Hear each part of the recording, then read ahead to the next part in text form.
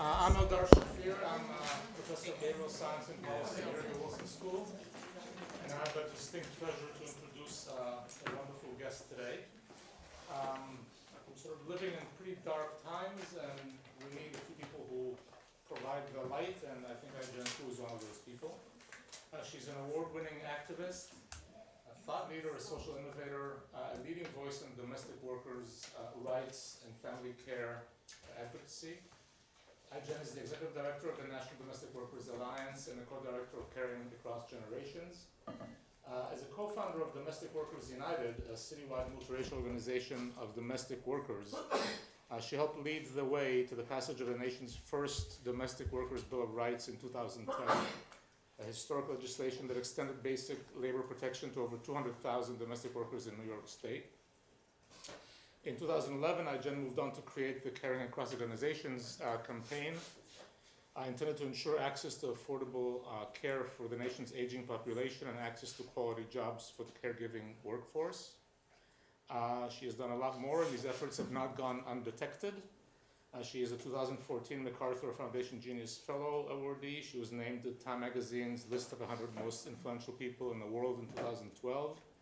She's actually on a list of several magazines, several most important types. She's received many awards and honorary degrees. She's written a book called The Age of Dignity, Preparing for the Elder Boom in Changing America. And it's an enormous pleasure to have Jen at the Wilson School.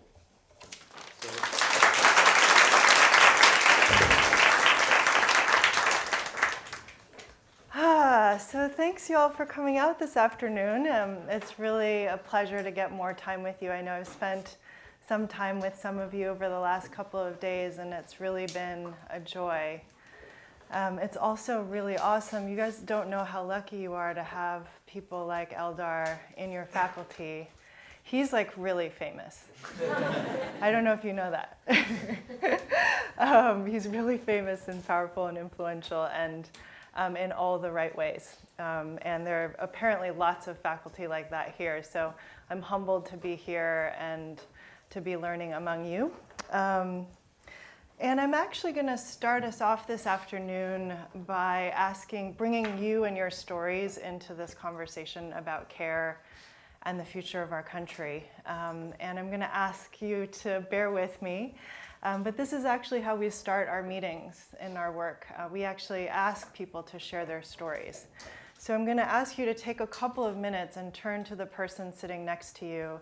And if you're not sitting directly, maybe move to the person closest to you and share a story about someone in your life who's cared for you and the value of that relationship in your life. So take just 2 minutes to share a story.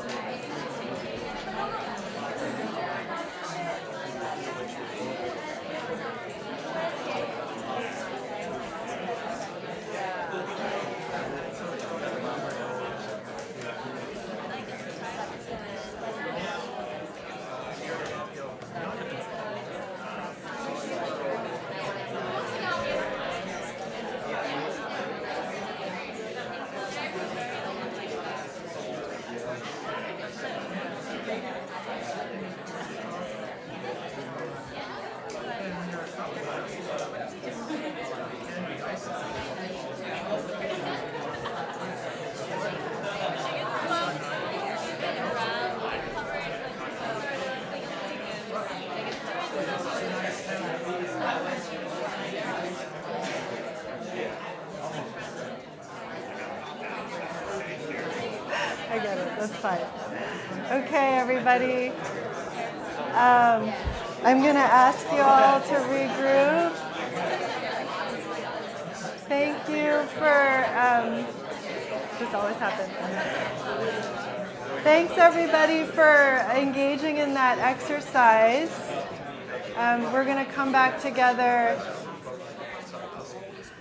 And I hope that you'll continue the story sharing after this talk, because I think what I'm trying to do in the next hour or so is actually set it up so that we do more of that. And it's really important. Our care stories are a big part of what I think of every day as the way forward. So I just wanted to bring your care stories in the room before I share a little bit of mine. But I wanted to start with one of my favorite speeches of all time. It was written by or given by the author George Saunders at the Syracuse University commencement address in 2013. In speaking to the young graduates, Saunders tried to help the students anticipate their futures. And he said that the things in life that we most regret are not the things you might expect, but rather failures of kindness. Those moments when another human being was there in front of us, suffering, and we responded sensibly, reservedly, mildly. Or to look at it from the other end of the telescope, who in your life, he asked, do you remember the most fondly with the most undeniable feelings of warmth? Those who were kindest to you. So Saunders goes on to admit that kindness is in fact not always easy, but he believes that it becomes more natural with age. He quotes the poet Hayden Carruth, who wrote near the end of his life that he was mostly loved now.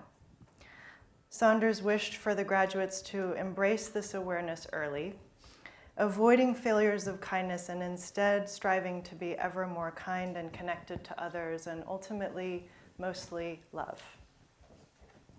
I come from an immigrant family and had the great gift of growing up with my grandparents. And I don't know if they grew to become mostly love or they were just this way, but they certainly were that when I entered the world. They showered me and my sister with kindness. They cared for us, laughed with us. They offered really important perspective on life. From my grandmother, I learned how to appreciate and cultivate laughter. She's one of those people that believes if you laugh from the bottom of your stomach 3 times a day, that you'll basically live a really healthy life, never get sick, and just die one day. And she also taught me how to use the potty, which I found to be incredibly useful. It turned out. My grandmother also taught me to cook, which we both agree is very much still a work in progress, but we're working on it still. From my grandfather, I learned hard work and discipline. He was a Tai Chi practitioner, and after he retired, became a Tai Chi instructor. And I grew up watching him practice early in the mornings from my bedroom window. He would be in the driveway with his slow and steady, deliberate motions. It was also with him that I developed a deep appreciation for the hidden strategies of the television show Wheel of Fortune. 2 extraordinary people. I'm so blessed to have been cared for by them on different sides of my family, but they actually had very similar life experiences of war and poverty, migration, hard work, each a very full life of hardship and triumph. And then late in their lives, their stories start to diverge. My paternal grandfather lived to the age of 93, a long and for the most part very healthy life, I'm sure due in no small part to the Tai Chi. However, in the final months, his experiences will haunt me forever.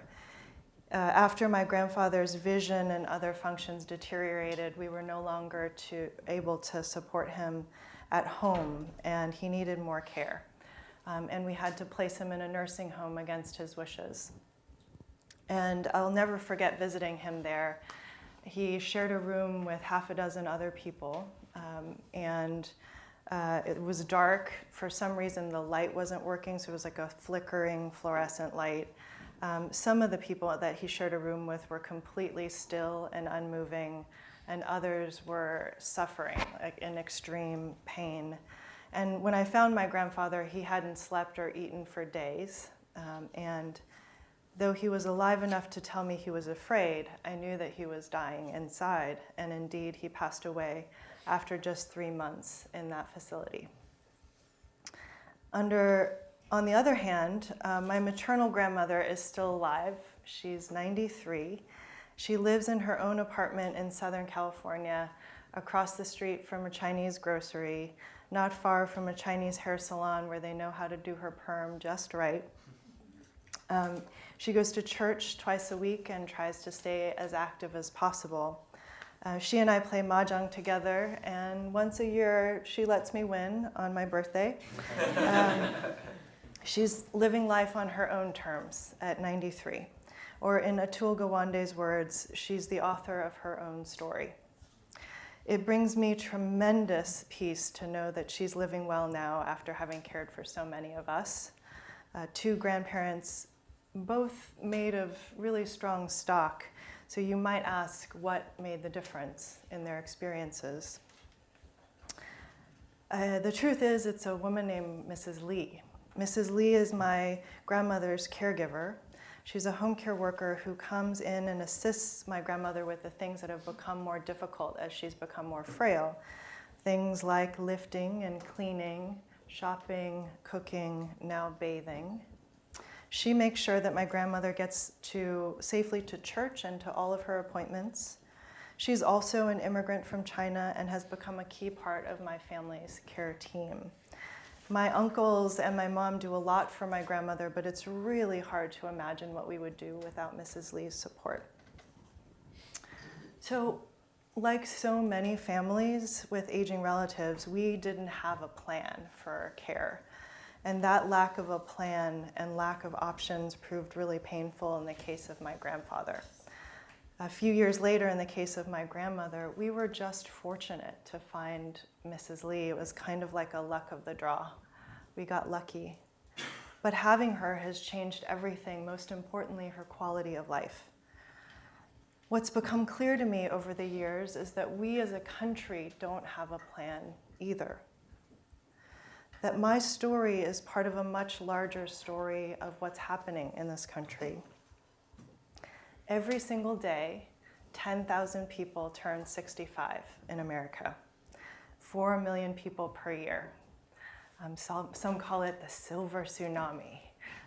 I call it the elder boom because I don't actually think it's a natural disaster. I think it's a huge opportunity. But people are living longer than ever before because of advances in healthcare and technology. We're about to have the largest older population we've ever had in this country, whereby 20% of our population will be over the age of 65 by the year 2030. It means that we need more care than ever before at a time when we have less of it, because we used to rely upon women as our default care infrastructure. We can no longer do that, as more than 60% of women are now in the workforce outside the home. So we're counting on a professional care workforce, women like Mrs. Lee. But what's profound is just how undervalued that work is, such that the annual median income of a home care worker is $13,000 per year. So the workforce, working incredibly hard, doing incredibly important work that we're counting on to care for us, can't care for their own families on the income that they earn. So we at Caring Across Generations believe that this is the most important opportunity of a generation to completely reinvent how we care for one another in this country. Caring Across Generations is our multi-generational national movement to give voice to the 100 million of us who are directly affected by the need for care in America. We are the caring majority. So you're probably thinking this woman is nuts. We're still fighting off the elimination of Medicaid and 20 million people losing their health care, and she's talking about a whole new program. Is it a government program? What is she talking about? And it's true, we are living in really, really tough times. But what I believe is that it's precisely now, in times like this, when politics are so polarized and so seemingly broken, that we need to be incubating and developing big, bold solutions, particularly ones that solve generational problems, that match the challenges of our times, and that bring us together as a nation and forward towards the future. And the risks of not doing this are incredibly great. So many of us talk about the demographic shifts in this country, the fact that by the year 2040 we will be a majority people of color nation, a majority minority nation. We are also an aging nation. And the baby boom generation is the aging generation, living much longer than ever before, as we just talked about. And it happens to be a population that is much whiter. And the younger population is also much more diverse. So if you layer the generational change on top of the racial demographic change, there's actually a very particular dynamic happening there, a racial and generational polarization that's happening. And in some ways, the state of Arizona is the canary in the mine. Arizona is the state with the most white people over the age of 65 and the most people of color under the age of 18. So it is the most racially and generationally polarized state in the nation. That kind of demographic polarization, which frankly foreshadows the demographic changes of the future for the whole country, is a breeding ground for division and resentment. It's not an accident that Arizona was the birthplace of the anti-immigrant legislation SB 1070 and the place where Sheriff Joe Arpaio rose to power, the notorious sheriff who made his career off of racial profiling and torturing immigrants in his detention centers. He is also known as the first and only person who has been pardoned by our current administration for his hate crimes. If we don't come together around the values and vision for a future of this country that unites us, that makes life better for all of us, we will be ever more vulnerable, and maybe we already are, to being taken down the path that Arizona has charted for us. And CARE is one place where our interests truly do come together across race, class, and generation. The need for care universally affects us all. And the truth is, if we're to truly care for all who need it in this country, we're going to need all of us, immigrant, non-immigrant, young, old, family caregiver, professional caregiver, people with disabilities. All of us are going to have to be a part of the solution. Civil rights leader Van Jones talks about this country as having two truths. At our founding, we had both a founding reality and a founding dream. Our founding reality was not so pretty. Our nation was founded on slavery, on the occupation of lands that were once Native American First Nations, on the profound subordination of women. That was our founding reality. We also had a founding dream that we, all of us, are created equal with liberty and justice for all. And that's what makes us who we are, this incredibly diverse country of people from every culture, religion, and place in the world. What makes us who we are is that every generation of Americans seeks to bridge the distance between the ugliness of the founding reality and the beauty of the dream. We are each founders of a democracy that is in fact still in progress. So we need an agenda that unites us. Maybe CARE is part of it in this age of polarization. And we also need a story, a narrative about the future, about where we've come from, who we are, and where we're going, who we're becoming, what we're for. A story that draws a circle around us as one we in this country, where there's a place of honor and dignity for each of us. Our solutions and our agenda should reinforce that story.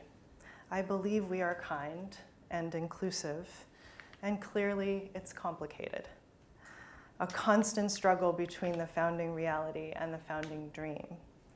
But what defines us is neither the dream nor the reality, but rather the project of bridging the two, bridging the distance between the ugliness of that founding reality and the beauty of the dream. So my work, putting care at the forefront of our agenda, our values, is one contribution to that bridge. And my hope is that it keeps us moving toward the beauty of the dream in this country. And what will be your contribution? I do believe that we are living in a moment where our kids and our grandkids are going to ask us, where were we in 2017, when? And I believe that we owe it to them to have a good answer. I believe in the power of care as an antidote to the polarization of this time, because it connects us to our most basic and universal needs as humanity. But I think we should be asking ourselves, what else? What more? What can help us come together to bring value and dignity to our relationships to one another? I want to leave you with a lesson that I learned from doing work with domestic workers for the last 20 years about how we do this work. It's a really unique constituency to be rooted in for many, many reasons. But domestic workers, as you know, are disproportionately women of color, immigrant women. The work itself, caring for our children, supporting our loved ones with disabilities, caring for our aging parents, maintaining order in our homes, this work is also particular work. This work, at its heart and at its best of caring, is about nurturing and upholding the dignity and quality of life of others. We call it the work that makes all other work possible. And as we've already discussed, it is some of the most vulnerable and undervalued work in our economy today. But still, this workforce cleans and cares with dedication, patience, and skill, working long hours without access to training or benefits or a safety net.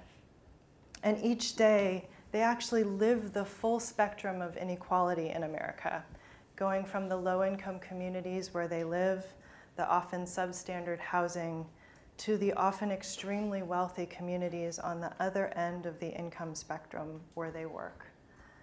I've heard many stories about the heartbreak of seeing employers come home with a pair of shoes that cost more than a month's rent. And yet, they do not resent or dehumanize the people in their care. If they did, they wouldn't be able to do their jobs. They simply cannot. And this is what I've learned from this workforce. I've learned that it is in fact possible and perhaps necessary to be both crystal clear about the cruelty and inhumanity of inequality and refuse to dehumanize anyone in the process of addressing that cruelty.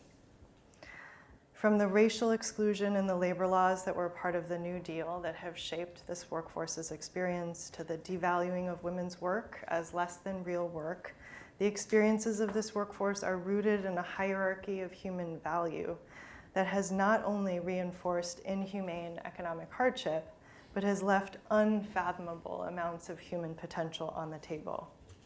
The incredible capacity of each and every human to add value to our country only happens when each and every life has value, and in turn, all work is valued.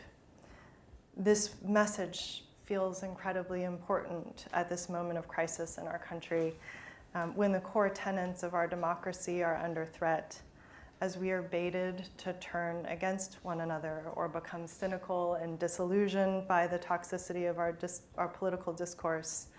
May the experiences of domestic workers remind us of our own moral courage, to remain vigilant in undoing the hierarchy of human value that ranks and dehumanizes us, while remembering to affirm and show care for the dignity of every soul in the process. It's another way of understanding the profound truth that George Saunders sought to share with us, that in the end, we must try at all costs to avoid failures of kindness and take care of one another. Thank you.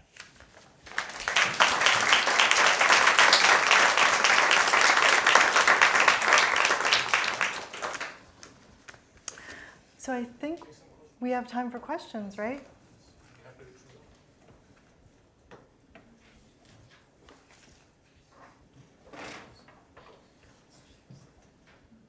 Yes. So why failures of kindness? Why is it not our nature to show as much kindness to one another as we should? I think it actually is. I think he was saying that we were meant to be kind and that we will regret it when we're not. And Yeah, I guess I phrased it poorly. I guess it is our nature, but it doesn't always come out. I see. Yes. Yeah. Well, what would be your thought about that? Unfortunately, I think in some respects our society encourages us, for whatever reasons, not to. Especially men, I think, are encouraged from an early age to show strength, and in some respects, showing kindness is the antithesis of that in our society. So there's an association with weakness or Yes. something? Mm-hmm. Yeah. Yes. And there's also an element of responsibility in that. By being kind to someone, in some sense, you're offering support, which implies, okay, now I'm involved. And so I think people more and more tend to want to be disjointed. I mean, look at our technology, what it's doing to us. It's breaking us apart as a society as opposed to bringing us together. So. Yeah. I think that's a really important point in thinking about what we do in this polarized time where like the gravitational pulls are pulling us apart, that there is a huge need for leadership and ideas that pull us back together, and leaders that can help us bridge. Right? I've been meeting for the last 3 days with some incredible leaders here at the Wilson School, and I think that this idea that what we need to be thinking about is bridging worlds and subcultures and schools of thought in such a way that move the whole forward is something that is really important, and gets harder and harder to do. Yes. Thank you again for this talk. I wanted to ask about, comment and ask. I've been thinking about sort of the idea of the commodification of care, and the fact that, I think based on what you were talking about, but also, the experience of people that work like in caring for children or for the elderly, I think there's a very clear sense that they see the humanity and are engaging that very clearly every day, and yet from the perspective of those that are their employers, I think there's a risk of when you're spending every day thinking about things in a very sort of capitalist mindset, and thinking about, even in the school, right, where we talk about people and labor as like parts of a machine kind of thing, that you could tend to think of like, I'm paying for this person, therefore they sort of cease to be a person and they start to be like a thing that I've purchased that's providing a service. And so I guess I'm excited. I was in one of your, I was at the lunch with you, and so I was excited to hear about sort of some of the policy ideas that spin out of this sort of care revolution idea. And I'm trying to think about what's necessary in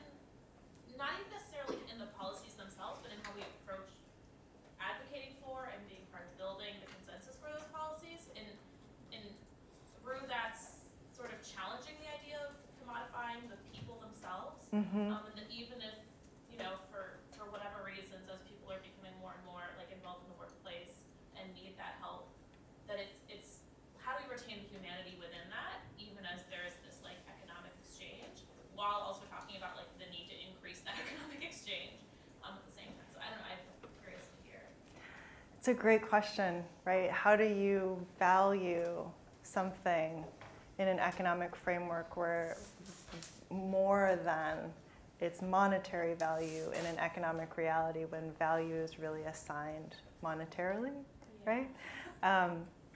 It's a great question, and I think for us, the way we try to get at it is by really reinforcing that the value of care is in the relationship, and that there is something uniquely human. In some ways, if we ever have a shot at humanizing labor in this world of ours, it would be in the care sector, because the work itself is emotional and work that's about relationship and human connection, and about the connecting to the dignity of another person. And the way that we approach it is to, yes, fight for the policies that are about actual monetary support in this economic reality for this work and these workers, and drive a cultural conversation that is about how do we value this as human relationships that are incredibly unique and important to our survival. And so really trying never to divorce it from the fact that it is about humanity and it is about relationships. And I think you can do both. I'm like the person that is always trying to challenge the idea that anything is zero sum. And so, I believe that you can have both in a framework, and we're kind of trying to find that path. I don't know if we'll be successful, but we'll see. Yes, in the back. Hi, thank you for your presentation. I had a loved one, my mother, living in assisted living for 5 years, followed by several months in a nursing home, and passing last year. And wonderful life, 91 years old, and I was able to be there a lot. My comment is that I was fortunate. She knew who I was. She didn't suffer very much. Yeah. The care was amazing. But here's my comment. Looking back, she was in an assisted living that had care staff that were earning $12 an hour. So multiply that by about 2,000 hours a year, and you're at poverty level. Mm-hmm. Many of the care staff I knew was in my hometown, out of state, but in my hometown. And they were often caring for their own loved ones because they couldn't afford to put them into an assisted living. So they were dealing with this 24 hours a day, but really no break. Many of them were raising family. Most of them were women. And there was absolutely no sense, the second thing sort of looking back, no sense on what they were earning per month versus my mother's assisted living apartment was tremendous. It was 900 square feet with a balcony and a kitchen, and it was fantastic. It was about $3,000 to $4,000 a month per unit. There are 20 units in that building. Multiply 20 units by an average of $3,000 a month. That's the monthly income of that site, and yet this site could still only pay the care staff $12 an hour. And the lunch menu was no registered dietitian would ever look at the lunch menu because it's private. So I don't have an answer or a solution. It's just an observation. And this was my own mother, from time to time being served a hot dog at lunch because that's what was on the menu. And what's wrong with hot dogs? They're good. And it's shifting that whole mindset of saying, no, a CEO cannot make X amount more than the worker in the factory or the worker. That I think is the biggest mindset shift. Yeah, for sure. Right, I think in the care economy, you can see all of the toxicity of the broader economy just magnified. Yeah, and they were fantastic staff. Totally. They were wonderful. I cannot understand how they could operate so well and so patiently and skillfully under those conditions, but I mean they did. But it's really something looking It's totally heroic, and it's so hard to do. I mean, a lot of caregivers end up leaving, like our best caregivers end up leaving this profession for fast food and retail, even though they'd rather be working as caregivers because the wages are so low. And what we want to do in the future is make this a real choice and a real path to economic opportunity. And if you think about, some of you may be connected to conversations about the future of work and jobs and how technology is really changing our labor markets. And there's a lot of different projections about how artificial intelligence and robotics and automation will impact key sectors of our economy where there are lots of jobs that will be displaced. And this is one sector where the demand for the work is only going to increase. And at least for the foreseeable future, robots are not going to be taking care of us.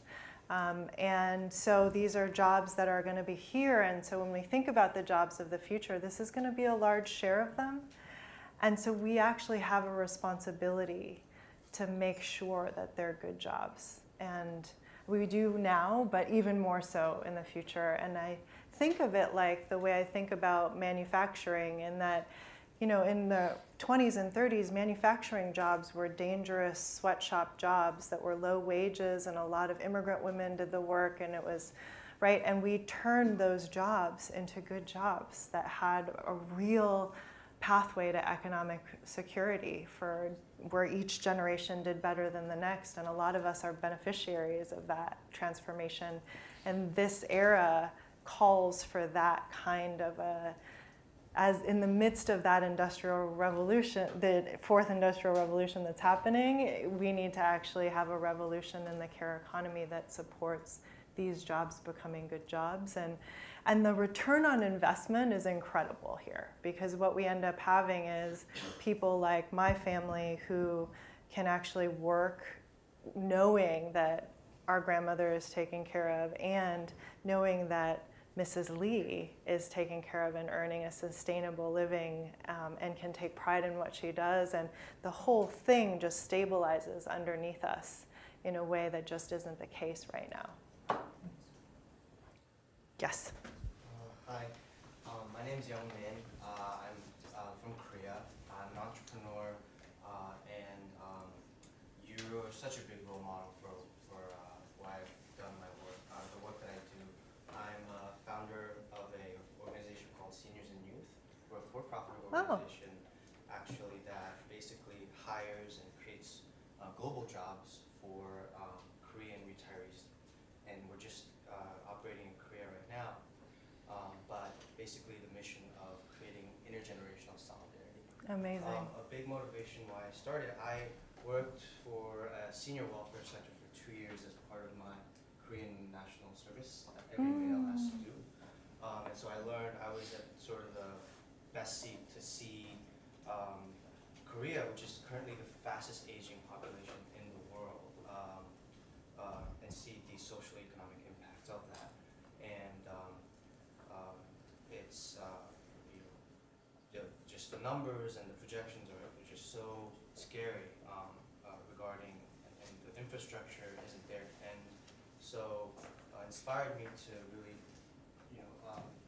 devote my mission to creating, especially interactions with the youth and the seniors. And your work with caring across generations is something that always inspired me. And so my question is,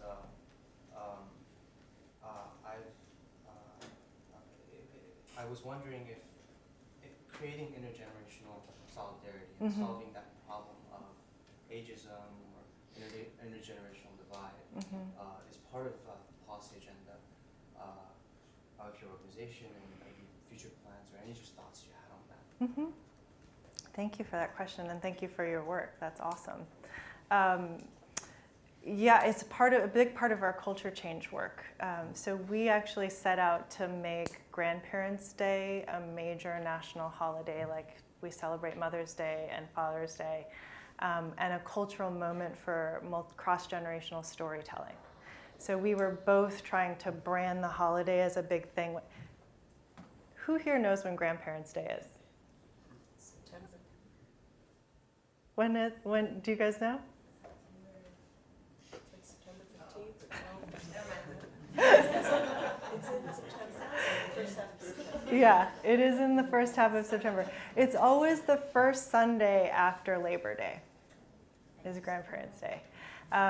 And we really tried to eject it into the cultural atmosphere as a major moment in our country.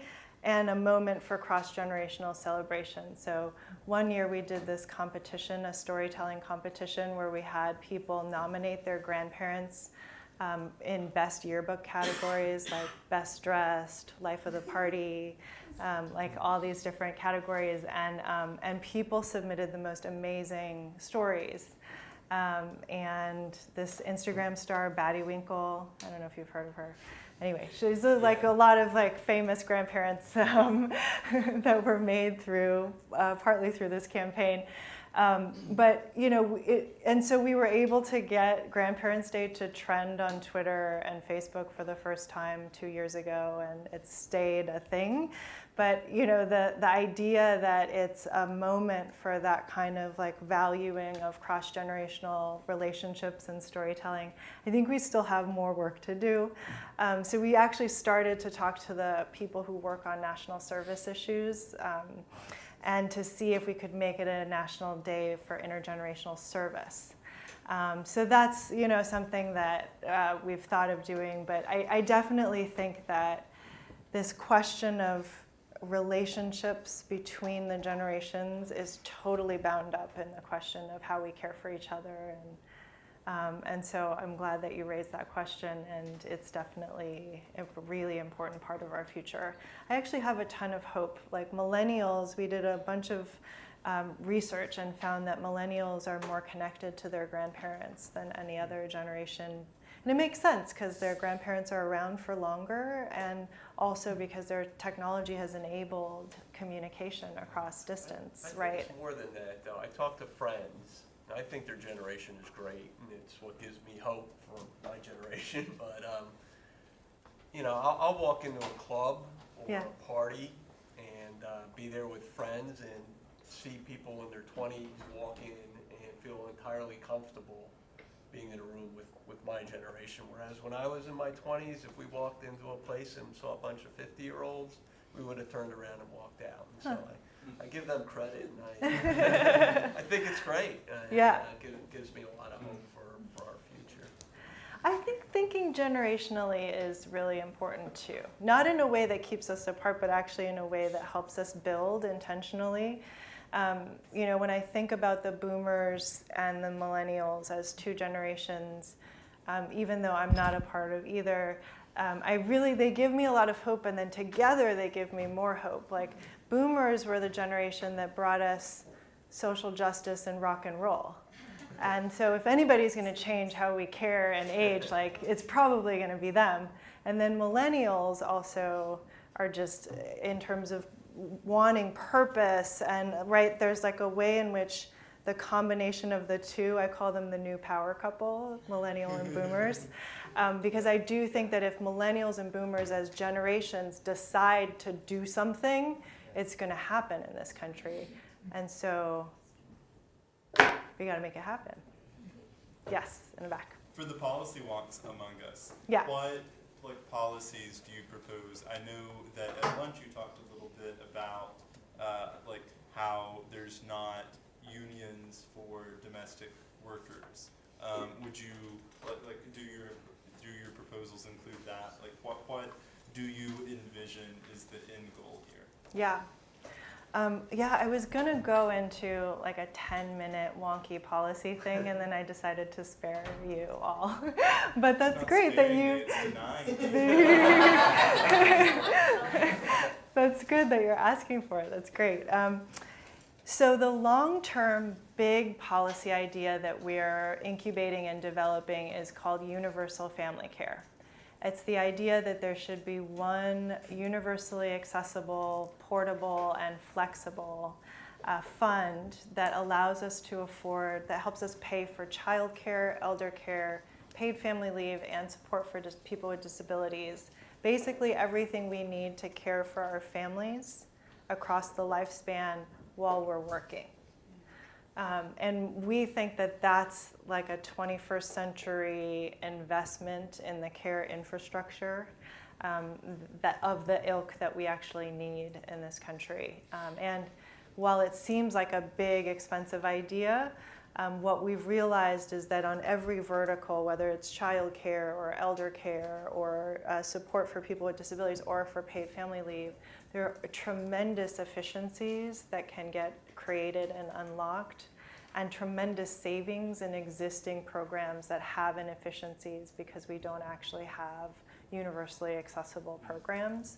So we're in the process of developing that as a long-term big idea.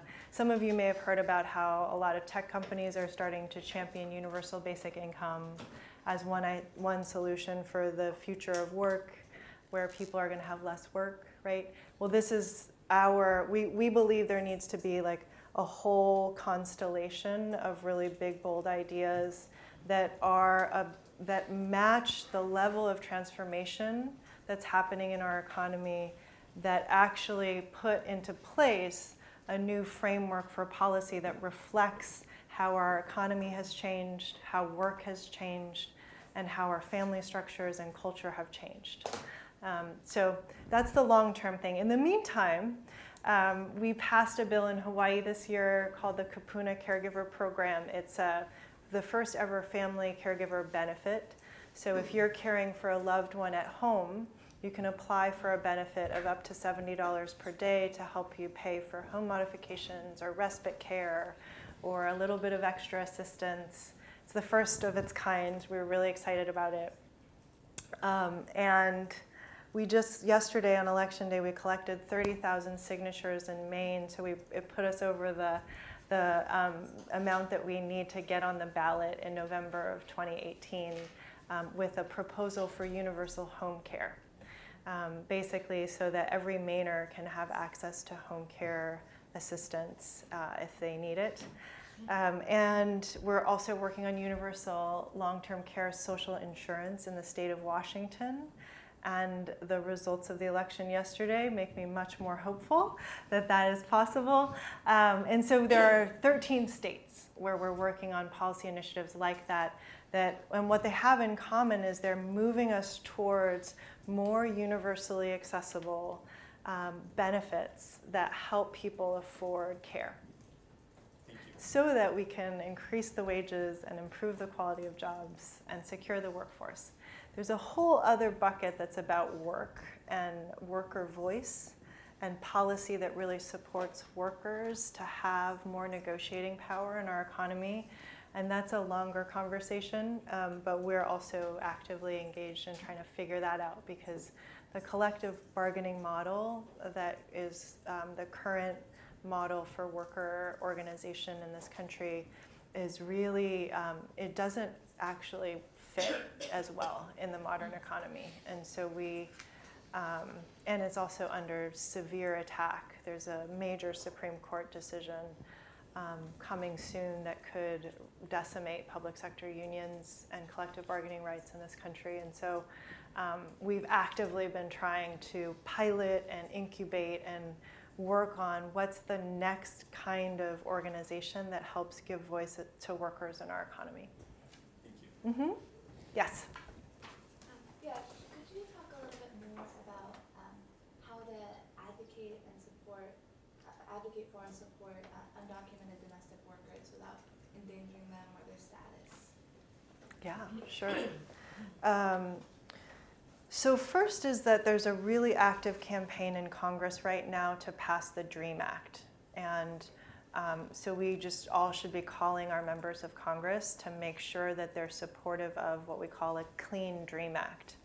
And what we mean by clean is that it's a DREAM Act that doesn't trade rights for immigrant youth for really heavy enforcement and criminalization of their families. So we just have to make sure that it's really just about the youth and not about punishing the families in exchange for rights for the youth. So, but if we are able to pass a Clean DREAM Act, it will mean that the rights of about 800,000 undocumented immigrant youth that were legalized under the Obama administration, that we could still protect their ability to stay, which is really, really important.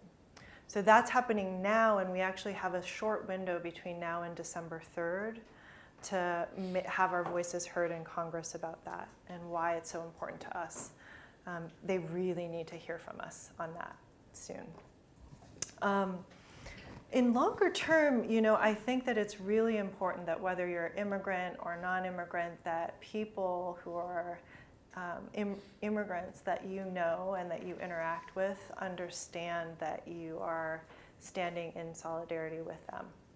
There's a way in which people are feeling really besieged and under attack right now, and shows of caring and kindness are really, really valuable and important.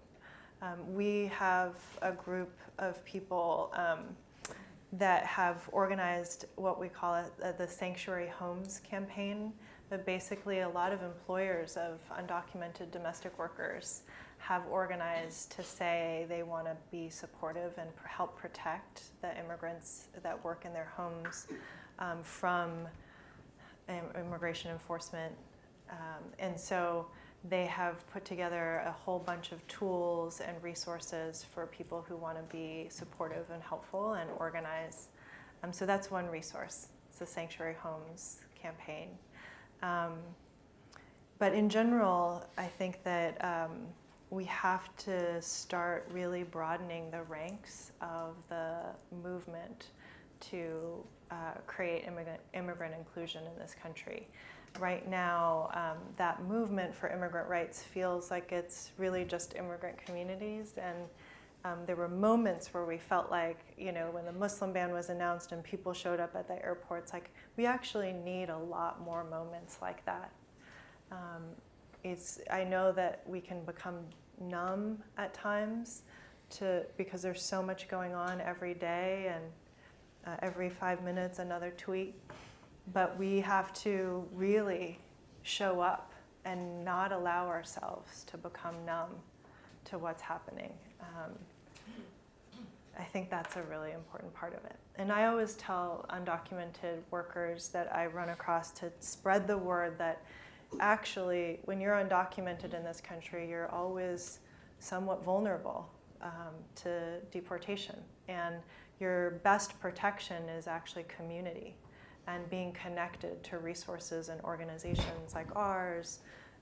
And I know that Stacy in the front row is involved in something local here in Princeton, where members of the community are coming together to build community in a way that increases safety for people. So I think that that kind of effort is just totally game-changing in this moment.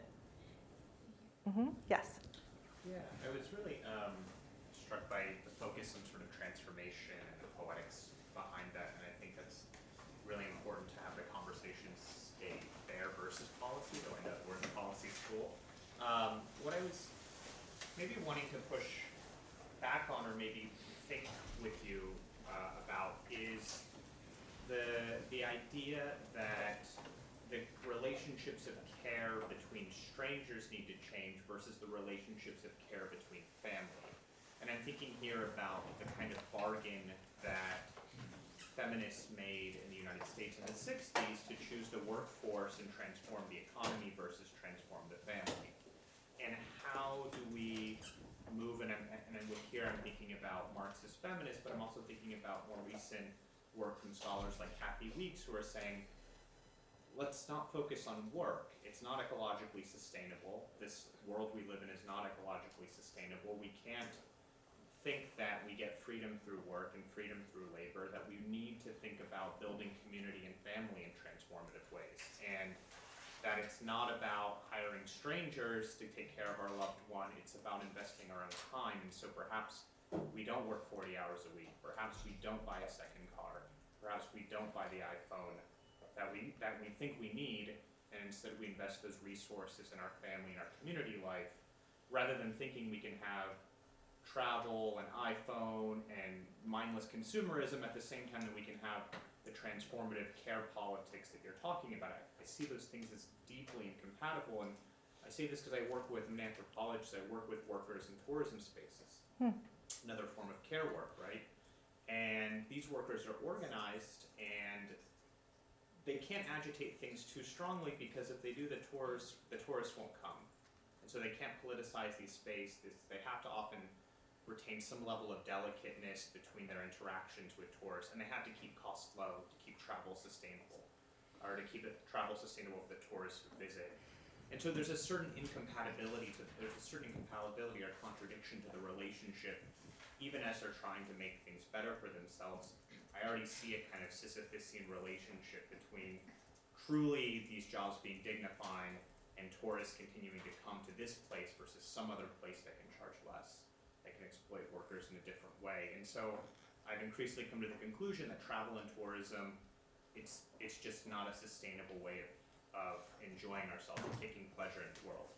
And I also just don't think that organizing workers under a union, if someone's gonna have to pay for that, this is like classic Marxist lessons. These are classic feminist Marxist lessons. Someone's flipping the bill for this, whether you see it or not. And so I'm curious what you think about this idea of transforming our kinship relationships, our relationships with our parents, our grandparents, our communities, and whether there's possibility for undertaking that kind of work as well. There's a lot wrapped up in that. Yes? Just like think through. I mean, I don't want to think about the answers, but I'm just curious about your thoughts there.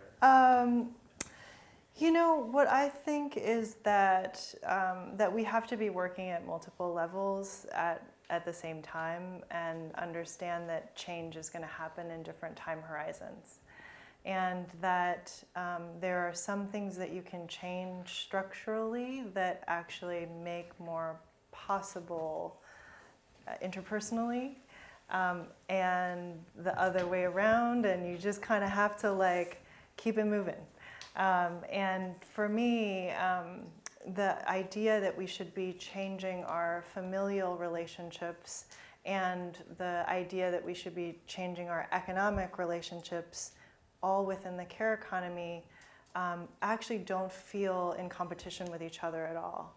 They actually feel like they're part of a larger way in which we start to recognize, account for, and shine a light on the role of caregiving in our lives, paid and unpaid, economically compensated or not, that there is an incredible value to those relationships. And when they are in the professional context, they should be valued and compensated fairly.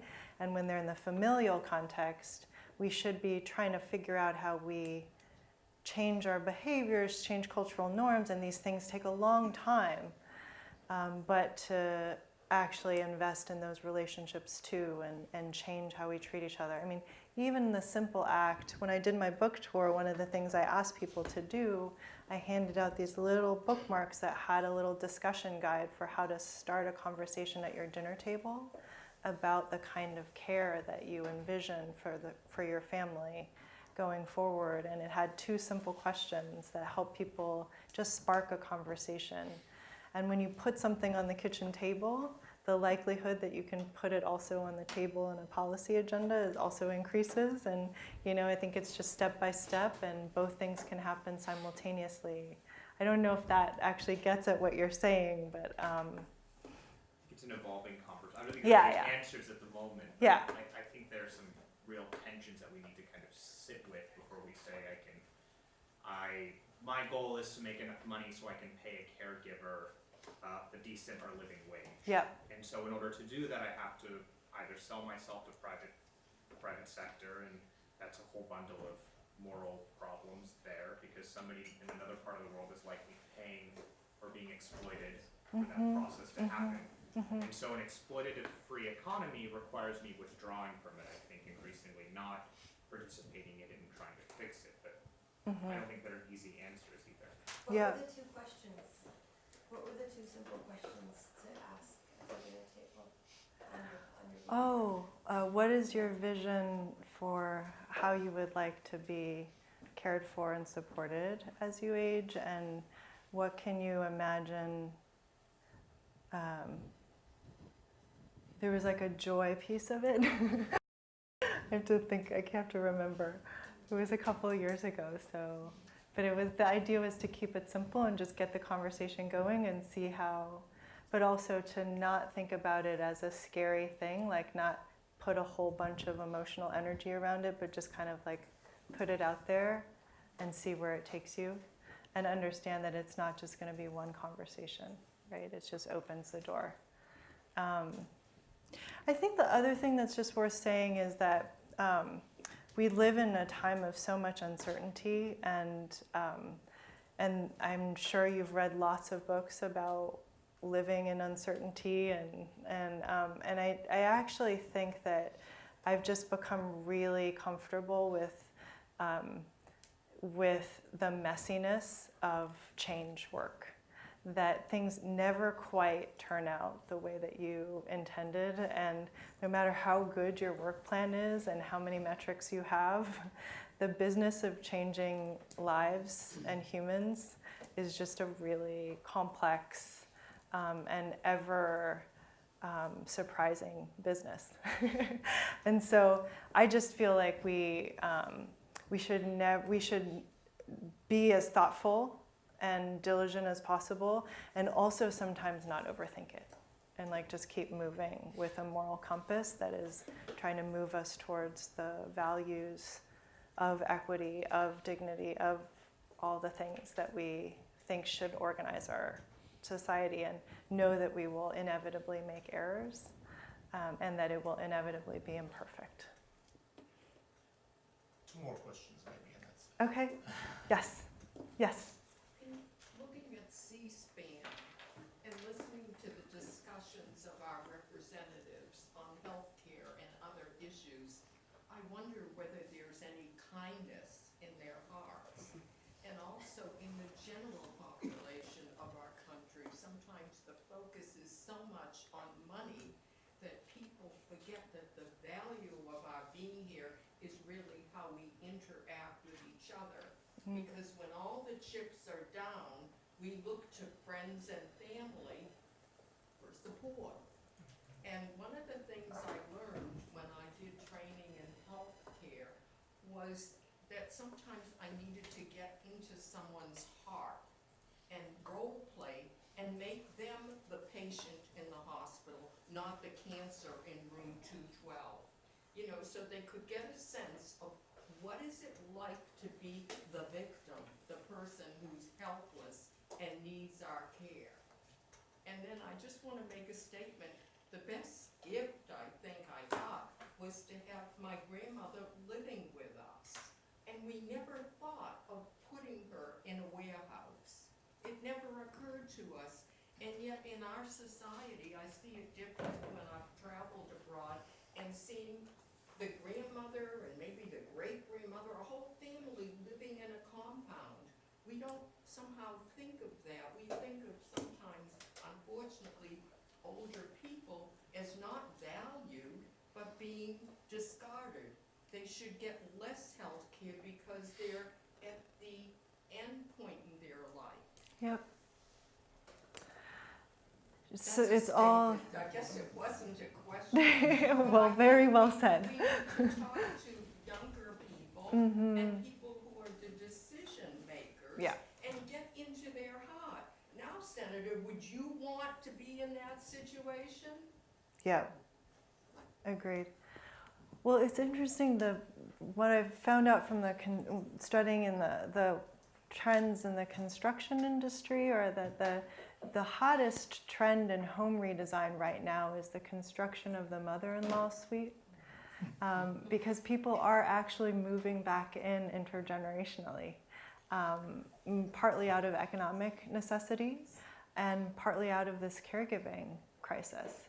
And so it's interesting because it is an opportunity, I think, as you mentioned, and it's definitely happening, not at the scale that I think could happen, but it's starting. The trend is happening.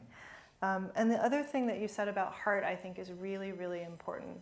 I do think that, and my behavioral psychologist friends will also, I think, have a lot to say that will be instructive for us in the future when we think about what it will take to create the kind of change we need in this country.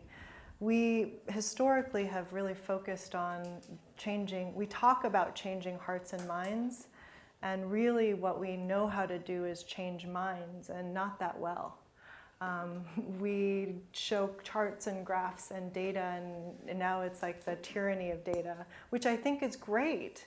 And we have to remember that so much of our lives happens within our emotional our lives and our emotional consciousness, and that is a place that is not very orderly and very unruly, and that may be why we've been less hesitant to go to the heart space and try to figure out what it looks like to really shape it. But I think that that's a lot of what has to happen, and Eldar and I have been trying to figure out, for example, how do you change the narrative, the way that people think and feel about poverty in this country, so that it actually unlocks a different kind of possibility for policy change to actually address the root issues of poverty in America. And until we change hearts, it's really hard to imagine how we change policy enough. And I often talk about the Affordable Care Act as the quintessential example of how we won the policy, lost the narrative, and are still, we never fully then actually won the policy and are still fighting for both. And so I think we have to really, that piece of the heart space is really important, not just for legislators, but for the whole country. Yeah. Mm-hmm. Last special question.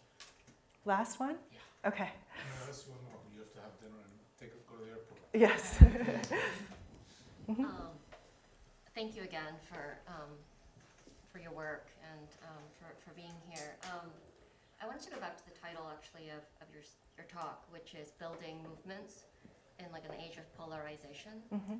And I think the genius of what you've done in framing care work in the context of kindness and compassion is that these are basic cultural, like even human values and experiences that I think everyone can relate to and bridge the political spectrum. But that would be in a normal like political environment, and in an age as like ours, in a time as toxic and polarized as the one we live in right now, I wonder whether the normal rules apply. Do you think you could talk a little bit louder, because we're not hearing you? Oh, I'm sorry. So I was wondering whether your narrative, this narrative, had any resonance in your discussion with state and national legislators, like across like the political aisle. And what kind of receptivity you found in framing, I guess, these issues in this way, and if you haven't, what kind of snags you think prevent that kind of consensus from being found? Mm-hmm. So in 2016, we have some field partners who are working in Michigan on caregiving, and they were talking to people in the 23rd District of Michigan about their care stories and about the idea of universal family care. And it really resonated with people across all different ideological and racial lines. And so this young candidate for office, 25-year-old Darren Camilleri, decided to make the universal family care his top campaign issue, and spent most of his campaign on the doors talking to people about their care stories. And he won by 300 votes in a district that Trump won by 6,000 votes.